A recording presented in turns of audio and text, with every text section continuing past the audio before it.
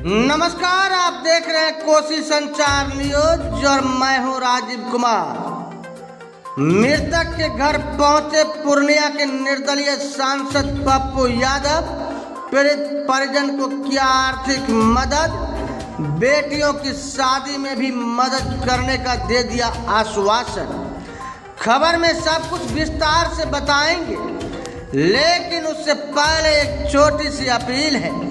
यदि आप मुझे फेसबुक पर देख रहे हैं तो फेसबुक पर कोसी संचार न्यूज के पेज को फॉलो कर खबर को लाइक और शेयर कर दीजिए। यदि आप हमें यूट्यूब पर देख रहे हैं तो यूट्यूब पर हमारे चैनल को सब्सक्राइब कर बेल आइकन दबा दीजिए।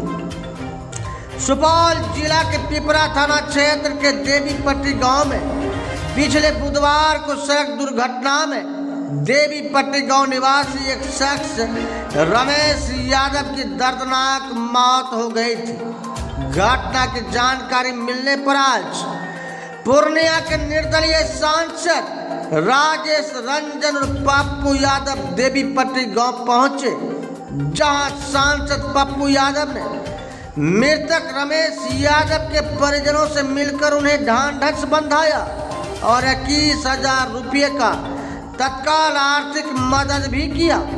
इस दौरान पप्पू यादव ने मृतक के 2 बेटियों की शादी में 50-50 हजार रुपया भी मदद करने का आश्वासन दे दिया।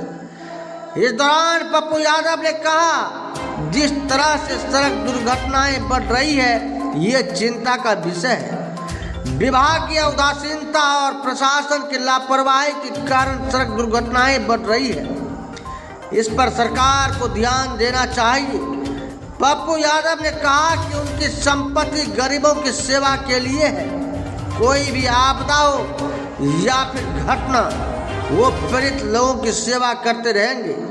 उन्होंने कहा कि गरीबों में उन्हें भगवान नजर आता है। इस मौके पर बड़ी संख्या में लोगों की भीड़ उमड़ पड़ी।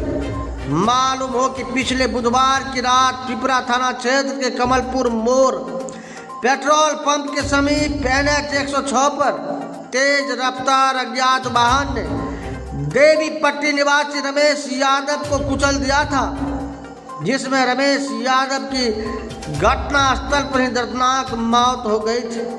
घटना की जानकारी मिलने के बाद आज पूर्णिया के निर्दलीय सांसद राजेश रंजन और पप्पू यादव देवीपट्टी गांव पहुंचे, जहां मृतक रमेश यादव के परिजन से मिलकर उन्हें आर्थिक मदद किया और हर संभव सहयोग का भरोसा दिया। बहरहाल आप इस वीडियो के बारे में क्या सोचते हैं, कमेंट्स बॉक्स में अपनी प्रतिक्रिया दें और सुने पप्पू यादव ने क्या कुछ कहा है। बड़ी बात यह है, रोड एक्सीडेंट या जो परिस्थितियां हैं उसमें एक तो मोबाइल फ़ोन पर बात करते हुए चलाना, दूसरा दारू है, दूसरा ड्राइविंग लाइसेंस पैसा लेके मिल जाता है। ठीक है, कहीं CCTV फुटेज नहीं है और लोग वसूलने में रह जाते हैं। आम लोगों की संवेदना यही है कि लोग किसी को अस्पताल में ले जाते हैं, लोग बच सकता है, 90% आदमी बच सकता है, वो वीडियो बनाने लगता है। संवेदना समाप्त हो गई है। कल भी हम इसी बात पर चर्चा की है। कल हम 7 लाश को देखे हैं रात, एक साथ बोहड़ा में 3, एक शहीद हुआ अमलिनिया में, एक सिपाही, फिर धरहरा में एक मौत हो गई, मार दिया दिल्ली। तो हम हर दिन, आप इतने समझिए कि गिनते गिनते आप थक जाइएगा, हम उठाते उठाते नहीं थके। जब कोई शहर जाते हैं तो उस दिन लाश ही उठाते हैं। हम कभी खुशी में कोई शहर नहीं गए आज तक, या तो मातम में गए या तो बाढ़ के मातम में हो, चाहे कोई बड़ी घटना के मातम में हो। हमको लगता है कि पता नहीं हम पैदा ही हुए मातमे मनाने के लिए क्या, रुदाली हो गया है लगता है। और स्थिति यह है कि न तो समाज संवेदनशील है न सरकार संवेदनशील।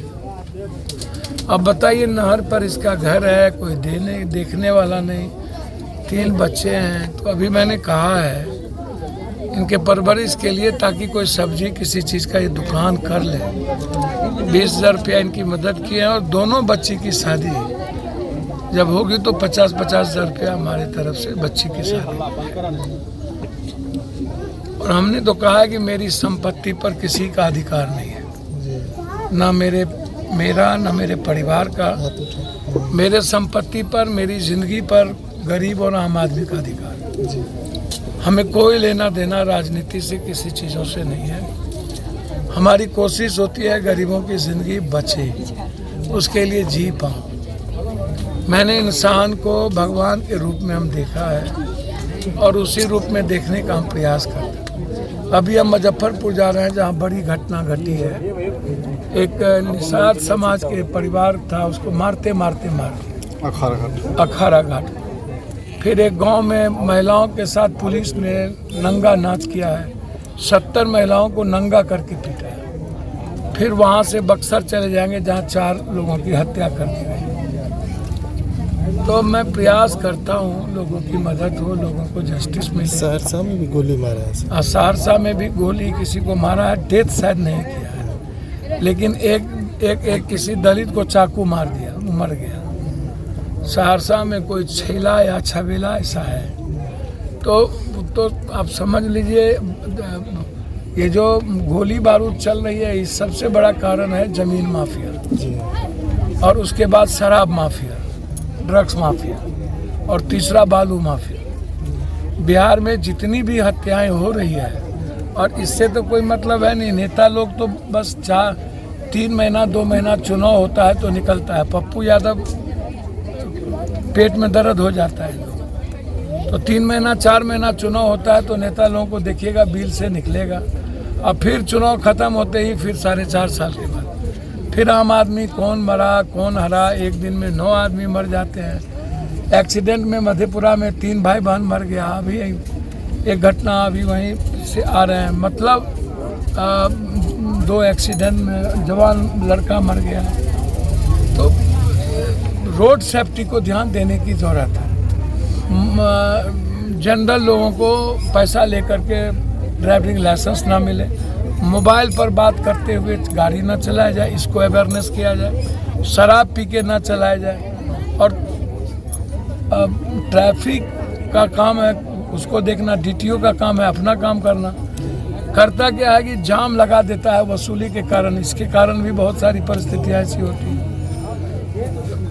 जो काम पुलिस का है, पुलिस का काम है आम आदमी की सुरक्षा, उसका चार्जशीट, उसकी डायरी लिखना, उसका इन्वेस्टिगेशन करना। वो क्या करता है, सब गाड़ी का हेलमेट जूता चेक करने लगता है। तो फिर ट्रैफिक का क्या काम है, फिर डीटीओ का क्या काम है? डीटीओ का काम है आम लोगों का ट्रैक्टर खेत से निकला उसको पकड़ के 1 लाख रुपया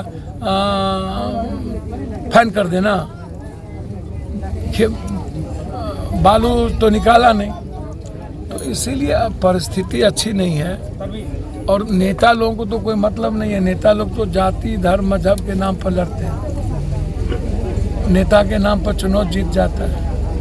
पहले बुजुर्ग याद है, कुछ एक बुजुर्ग कहते थे हमरा वोट थोड़े दे छे लोग, चौधरी चरण सिंह का वोट दे छे।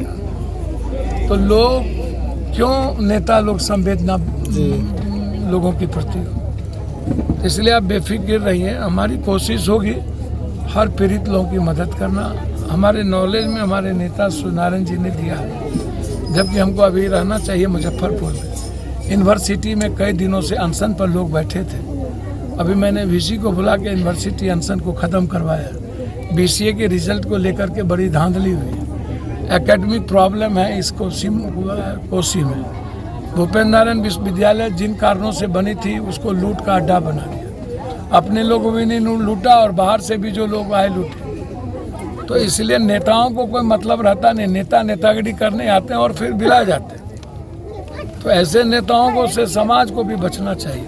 और समाज से आग्रह करेंगे कि आप एक्सीडेंट हो तो लोगों को ले जाइए अस्पताल। जो लोग ले जाएंगे हम उसको 10,000 रुपया देंगे। हम आपको घोषणा करते हैं, जो लोग भी ले जाएंगे अस्पताल हम उसको 10,000 रुपया देंगे। वो वीडियो ना बनाए, लोगों की जान बचे। अस्पताल ले जाए एक्सीडेंट वाले को, हमको वीडियो भेजाए, पप्पू यादव 10,000 रुपया तुरंत अकाउंट में डालेंगे। मैं वादा करता हूँ। वीडियो ना, लोगों की जान बचाए।